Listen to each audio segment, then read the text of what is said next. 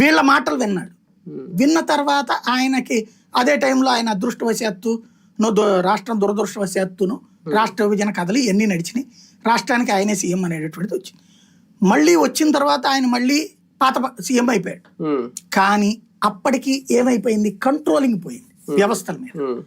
Controlling పోయేటప్పటికి ground లెవెల్లో ఆయన చేసిన ఏకైక తప్పు, ఒకప్పుడు అధికారుల్ని కంట్రోల్లో పెట్టిన మనిషి అధికారులు కంట్రోల్లో పెట్టకపోగా అధికారులకి ప్రజలకి మధ్యన ఒక అనుసంధాన వ్యవస్థ ఏర్పాటు చేస్తే సరిపోతుంది. అధికారులు కనుక మనం వ్యతిరేకిస్తే, ఉద్యోగులు మనం ఇబ్బంది పెడితే వాళ్ళు పబ్లిక్ని అదే వాళ్ళందరూ కోపం వచ్చి మనల్ని ఒడగొట్టారనే ఫీలింగ్ లోనే ఉన్నాడు ఆయన, ఉద్యోగుల వల్లనే అన్నట్టు.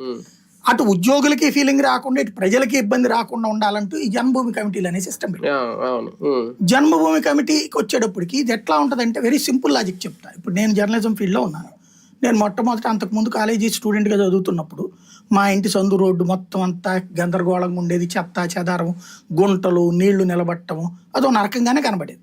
నేను ఈ డిగ్రీ పూర్తయిపోగానే ఈనాడులో చేరాను. ఈనాడులో చేరిన తర్వాత వార్తలు కవర్ చేయడం 4 రోజులు బిగిన్ అయిన తర్వాత ఆ ఏరియాలో వాళ్ళకి అప్పుడంటే కొంచెం వాల్యూ ఉండేది కదా జర్నలిజానికి. ఎవరు రాస్తున్నారు కొత్తపేట డేట్ లైను, సాయి అంటే ఎక్కడ ఉంటారు ఆయన, ఈనాడు స్టెంగర్ అటు కొత్తగా వచ్చాడు కదా, ఎక్కడ ఉన్నారు స్టెంగర్ అని కూడా అన్నారు అప్పుడు, రిపోర్టర్ అటు కదా, ఎక్కడ ఉన్నారు, సో సందు దగ్గర ఉన్నారు. మా ఏరియా కార్పొరేటర్ నా దగ్గరకు వచ్చి కలిశారు, అట్లాగే వివిధ పార్టీల నాయకులు వచ్చి కలిశారు. అది అసలు పెద్ద విషయం కాదు, నాకు మామూలుగా నా ఉద్యోగం నేను చేస్తున్నాను అంతే, కలిశారు. ఆ తర్వాత చూస్తే నా రోడ్డు ఎప్పుడు క్లీన్గా ఉండేది.